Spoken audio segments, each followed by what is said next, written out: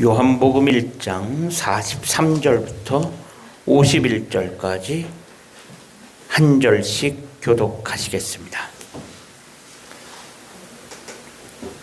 이튿날 예수께서 갈릴리로 나가려 하시다가 빌립을 만나 이르시되 나를 따르라 하시니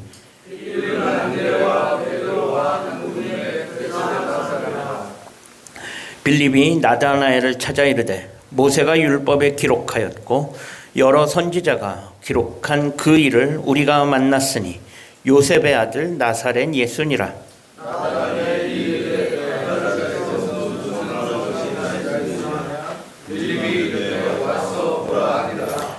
예수께서 나다나엘이 자기에게 오는 것을 보시고 그를 가리켜 이르시되 보라, 이는 참으로 이스라엘 사람이라 그 속에 간사한 것이 없도다.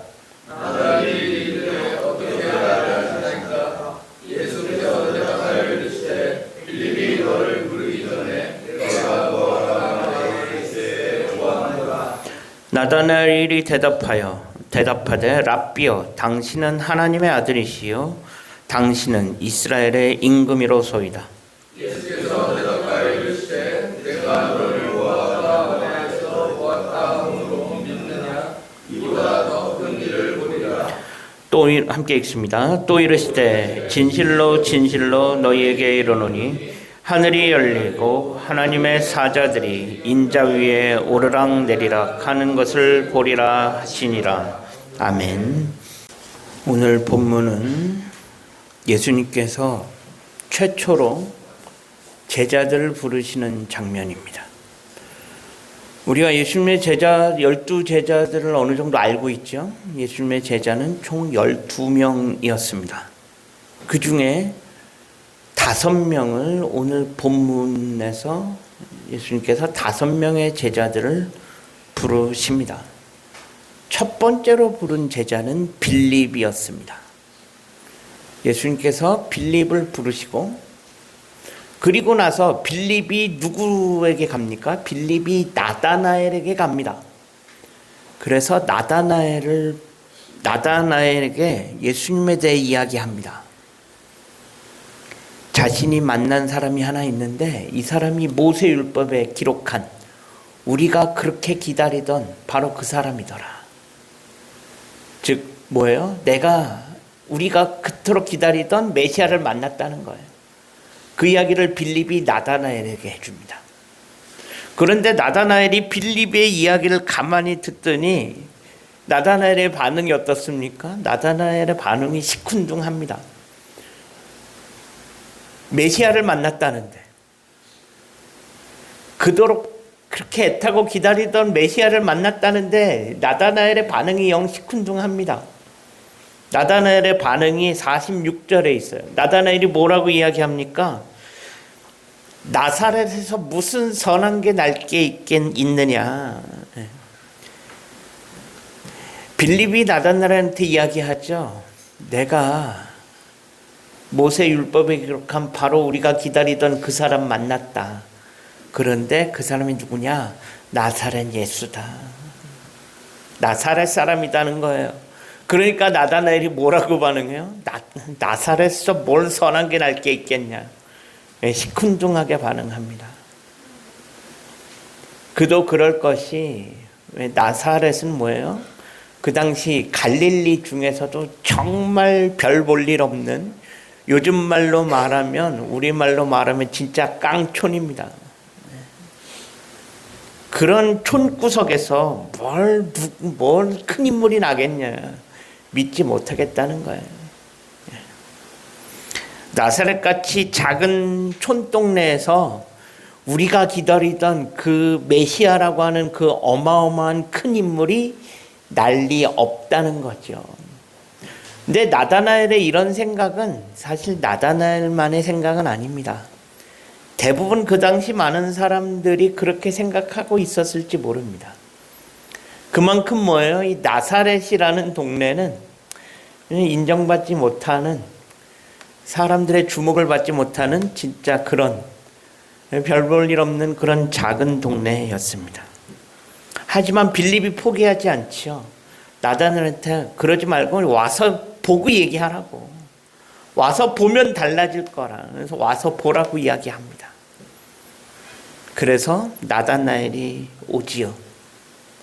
그런데 예수님께서 그렇게 자신에게 나오는 나다나엘을 보시면서 예수님께서 딱 한마디 하십니다. 예수님께서 나다나엘을 보면서 말씀을 하시는데 그게 뭐예요? 이 사람이 뭐야? 참 이스라엘 사람이다. 이 사람은 뭐다? 간사한 게 없다라고 말씀하십니다. 근데 사실 본문에 등장하는 나다나엘, 예수님의 12제자의 이름을 그래도 우리가 어느 정도 아는데 한번 떠올려 보세요. 예수님의 12제자 이름. 예수님의 12제자 이름에 나다나엘이라고 있습니까? 네.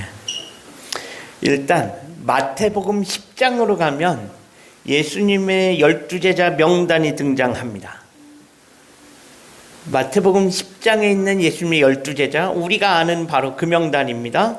거기 이렇게 돼 있어요. 12사도의 이름은 이러하니 베드로라 하는 시몬을 비롯하여 그의 형제 안드레와 세베대의 아들 야고보와 그의 형제 요한, 빌립과 바돌로메, 도마와 세리 마테, 알페오의 아들 야고보, 다데오, 가나나인 시몬, 가룟 유다. 이렇게 총 12명이 마태복음 10장에 12제자라 그러면서 정확하게 명단이 있습니다.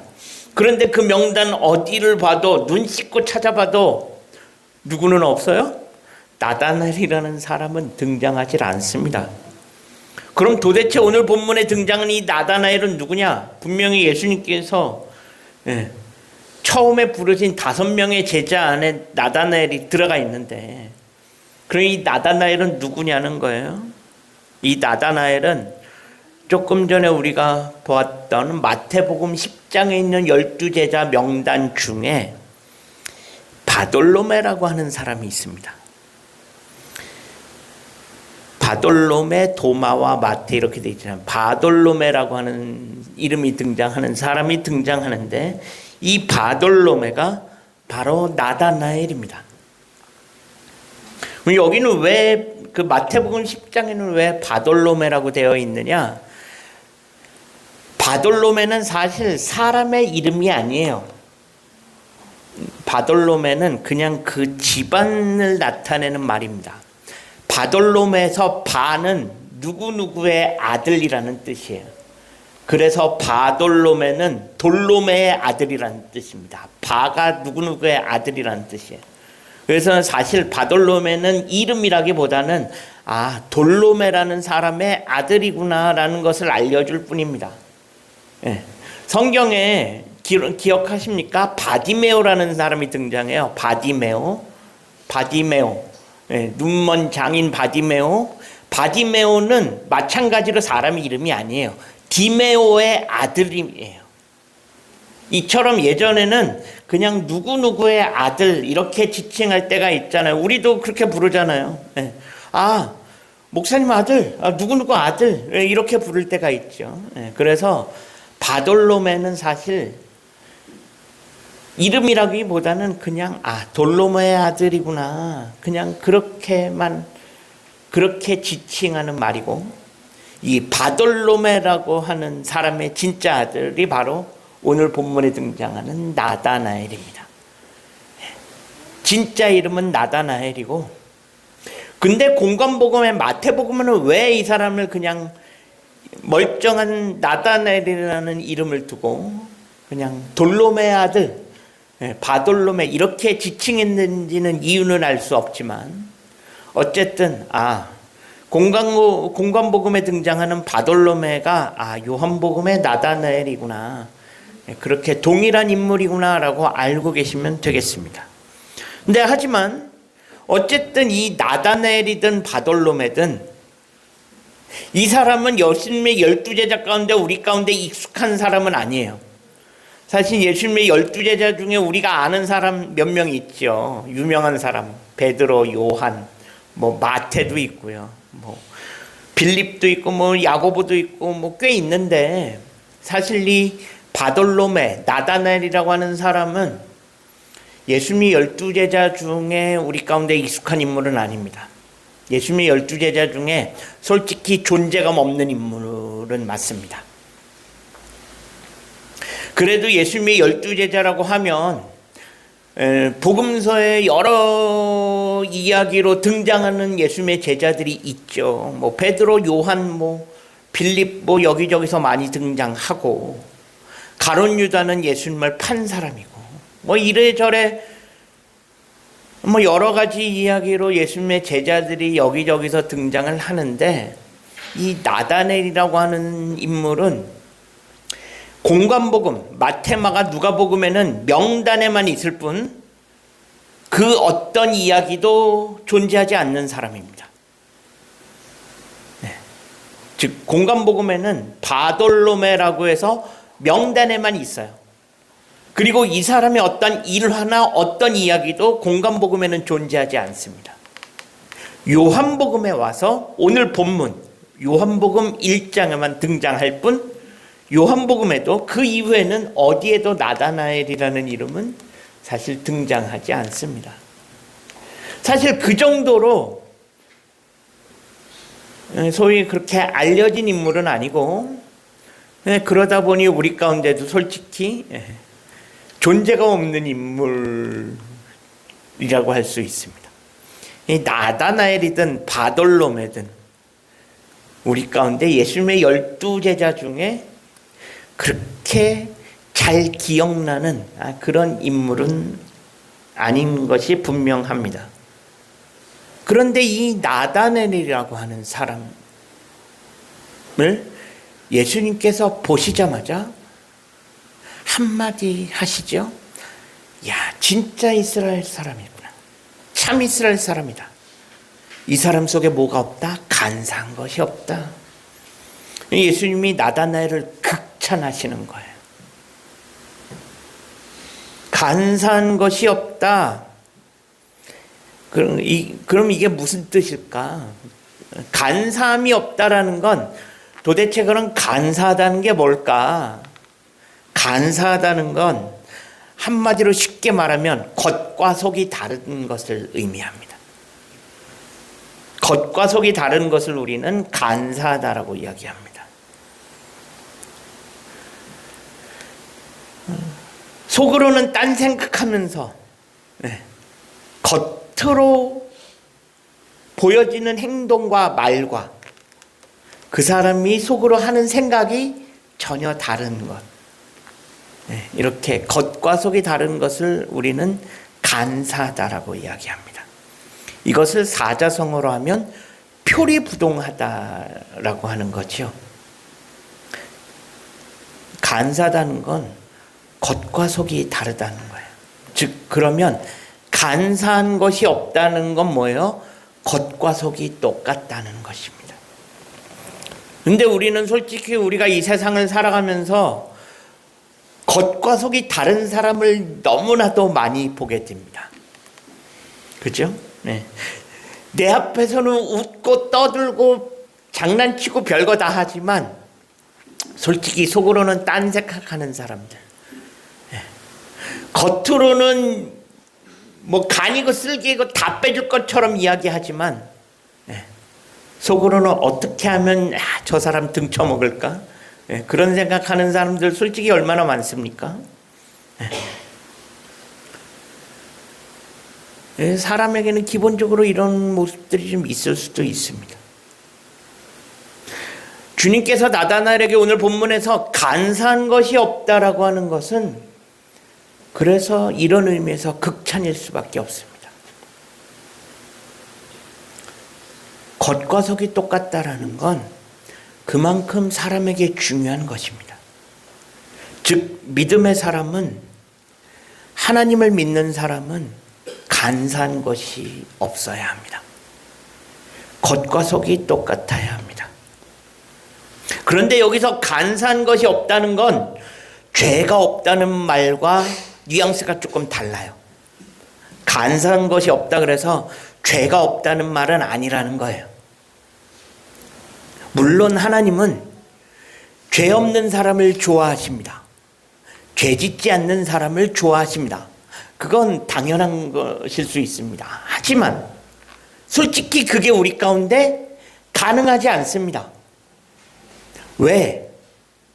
솔직히 우리가 인정할 건 인정해야 합니다. 뭐예요? 우리가 죄 안 짓고 살아갈 수 있습니까? 솔직히 쉽지 않습니다. 우리가 아무리 믿음이 좋다고 해도, 우리가 수십 년 교회 다녔다고 해도 우리가 죄 안 짓고 살아갈 수 있습니까? 사실 그걸 쉽지 않습니다. 아니, 불가능한 데도 마찬가지입니다. 제가 20년째 목회를 해오지만 목회하는 저도 제가 죄 안 짓고 살아간다라고 제가 장담할 수 있습니까? 솔직히 저도 장담 못합니다.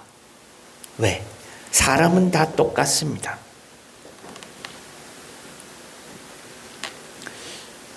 하나님은 우리가 죄 없기를 바라시지만, 우리가 죄 짓지 않기를 바라시지만, 하나님도 아세요. 뭘? 우리가 죄 안 짓고 살아갈 수 없다는 걸 어떻게 보면 하나님도 아세요.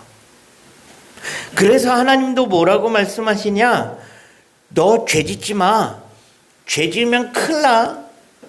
그렇게 말씀하시는 게 아니라 간사하지 않게 살아가라고 말씀하시는 거예요. 이게 뭐냐면, 죄 짓지 않는 사람만 내가 골라서 사랑해 줄게라는 게 아니라, 죄 지을 수도 있으니까 간사하지는 말자는 거예요. 네가 죄 지을 수밖에 없다는 거 나도 알아. 하지만 최소한 뭐다? 간사하게 살지는 말라는 거예요. 이게 무슨 말이냐? 간사하지 않다라는 건 죄와 허물이나 실수가 없다는 말이 아니다라는 거예요. 우리는 누구나 죄를 지을 수 있습니다. 우리에게는 누구나 허물이 있을 수 있습니다. 우리가 살다 보면 실수할 수 있습니다. 중요한 건 죄를 지었거나 실수했을 때 하나님, 제가 죄를 지었습니다. 제가 실수했습니다. 인정하고 회개하는 것입니다. 하나님이 원하시는 것은, 하나님이 진짜 원하시는 것은 그 모습일 수 있다라는 거예요. 하나님도 아세요. 우리가 죄 짓지 않고 살아가는 것이 어렵고 힘들다라는 거 하나님도 아세요. 그렇기 때문에 뭐예요? 죄를 지었으면 죄를 지었다라는 거 인정하라는 거예요. 네 스스로 인정하고 내 앞에 나올 수 있겠냐는 거예요. 그게 간삼이 없는 거예요. 그런데 사람들은 뭐예요? 많은 사람들은 자신의 죄와 자신의 실수를 인정하려고 하지 않습니다. 하나님 앞에서나 사람 사이에서도 마찬가지입니다. 사람 사이에서도 잘못할 수 있어요. 실수할 수 있습니다. 목사인 저도 실수할 수 있습니다. 실수하면 내가 잘못했으면 솔직하게 제가 잘못했습니다. 제가 당신한테 실수했습니다. 한마디 용서를 구하고 사과하면 의외로 일이 쉽게 풀릴 수 있습니다. 그런데 솔직히 그 말 한마디 하는 게 쉽지 않습니다. 그래서 잘못했다 사과한다는 말 한마디 못해서 일을 키우는 사람들이 우리 주변에 정말 많이 있지요. 그런데 사실 거기서 끝나면 그나마 나은데 뭐예요? 거기서 더 나가면 뭐예요? 내 실수와 내 잘못을 다른 사람한테 아예 뒤집어 씌우기까지 하잖아요. 하나님의 사람은 절대 이래서는 안 됩니다. 그런데 이런 사람들이 우리 주변에 너무 많아요. 그래서 주님께서 나다나엘에게 하시는 간삼이 없다라는 게 왜 극찬인지 우리는 쉽게 알 수 있습니다. 우리는 하나님 앞에서는 물론이요, 사람들 사이에서도 간사해서는 안 됩니다. 솔직하게 자신의 죄와 실수를 인정하고 사과할 게 있으면 사과하고 회개할 게 있으면 회개해야 합니다. 이것이 간사하지 않은 거예요. 그래서 간사하지 않다라는 것, 곧 진실함과 정직함으로 연결되어집니다. 물론 우리는 할 수 있으면 최선을 다해서 죄짓지 않도록 해야 합니다. 죄짓지 않기 위해서 노력해야 합니다. 하지만 내가 아무리 노력해도 안 되는 게 있을 수 있어요. 왜? 사람이기 때문에 안 되는 게 있을 수 있어요. 그 안 되는 걸 넌 왜 못하냐? 그렇게 지적질해서도 안 돼요. 안 되는 건 안 되는 거예요. 어쩔 수 없어요. 근데 내가 잘못하면 잘못하고 실수한 거 인정하고 사과할 거 사과하면 됩니다. 성경을 보면 예수님께서 바리새인을 정말 싫어하셨습니다. 그래서 신약 성경을 보면 예수님께서 바리새인들 향해 갖은 독설을 날리시는 장면들이 있습니다. 회칠한 무덤이라 그러시고, 정말 예수님께서 바리새인들에게 야, 예수님은 하나님의 아들이 저렇게까지 말씀하셔도 될까라고 할 정도로 독설을 날리실 때가 종종 있지요. 왜 그랬을까? 이유는 단 하나입니다. 바리새인들은 간사했습니다. 겉과 속이 달랐습니다. 겉으로는 경건한 척, 겉으로는 깨끗한 척 했지만 그들은 거룩하지 않았고 경건하지 않았습니다. 어느 누구보다 자신들은 경건하다 했고 깨끗한 척 했지만 사실 그들은 경건하지 않았고 깨끗하지 않았습니다.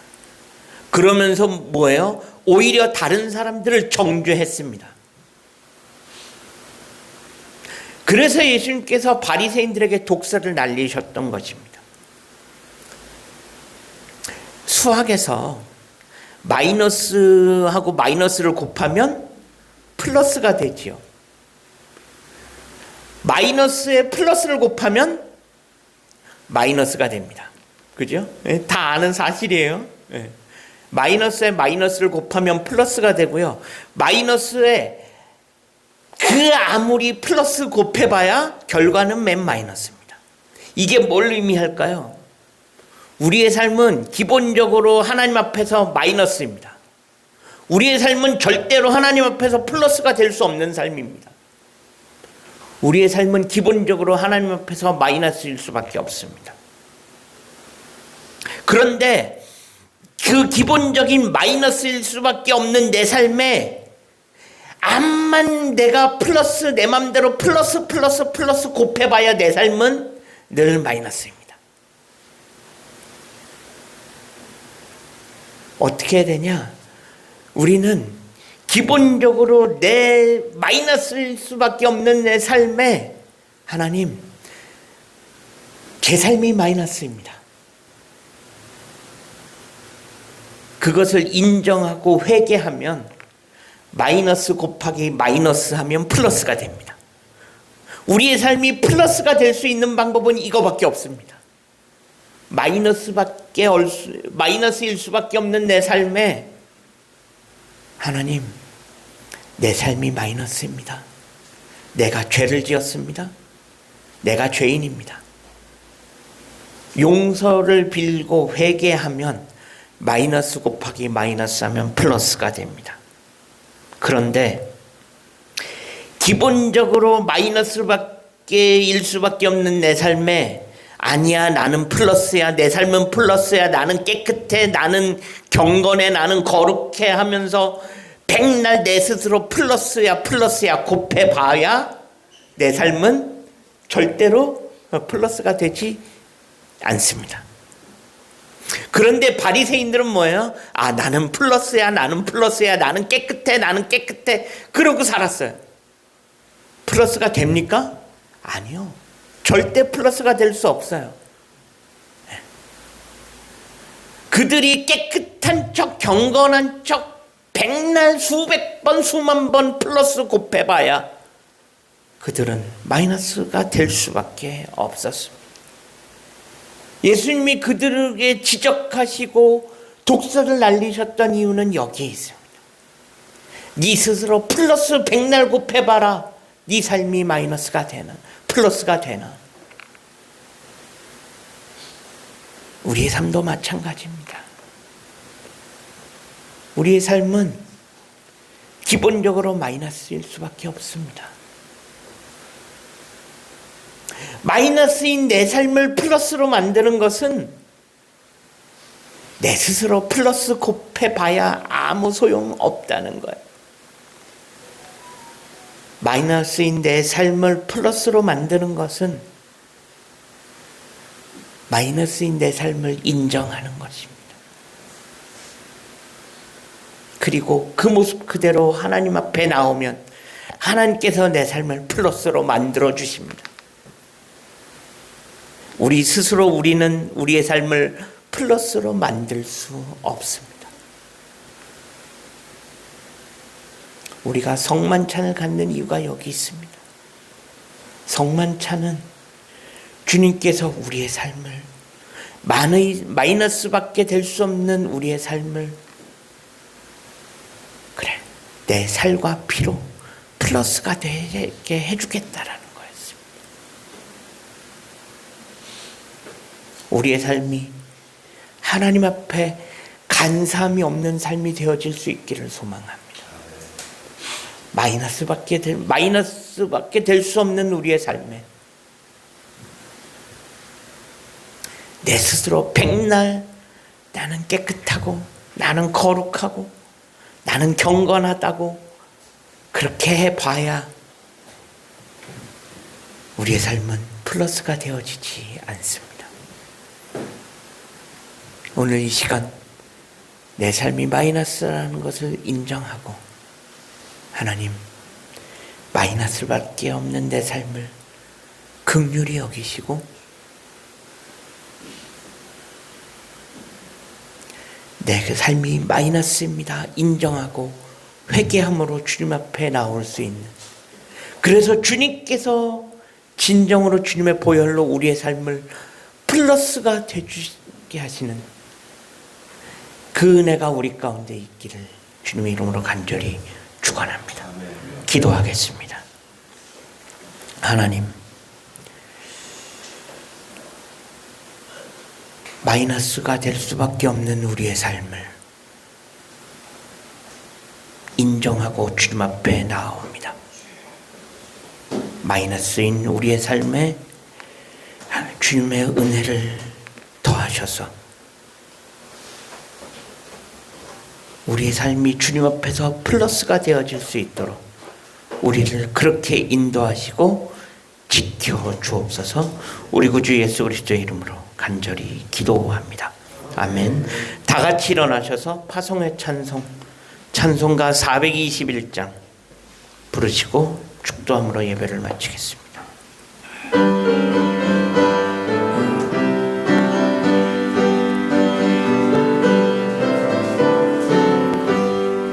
내가 예수 믿고서 죄사함 받아 나의 모든 것 다 변했네.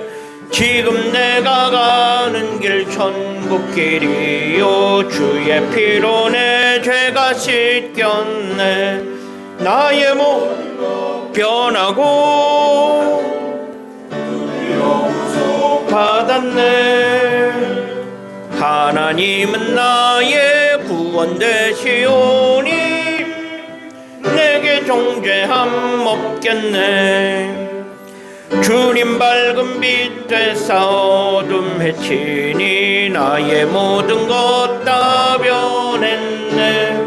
지금 내가 주 앞에 온전케 됨은 주의 공로를 의지함일세. 나의 변하고 그 피로 구속받았네. 하나님은 나의 구원 되시오니 내게 정죄함 없겠네.